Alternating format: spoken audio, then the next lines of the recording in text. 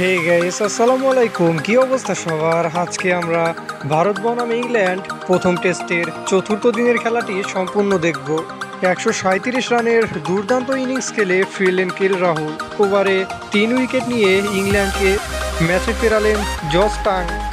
এর জন্য শেষ দিনে ইংল্যান্ডের প্রয়োজন 350 রান, ভারতের 10 উইকেট।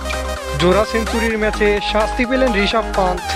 ভারতের সাবেক স্পিনার দিলীপ দোশির প্রতি হেডিং নিতে 1 মিনিট নীরব শ্রদ্ধা। ভারতের বিপক্ষে দ্বিতীয় ইনিংসে শতক হাঁকালেন বেন ডাকেটের দুর্দান্ত ইনিংস। 150 ছুঁতে পারলেন না মাত্র 1 রানের জন্য।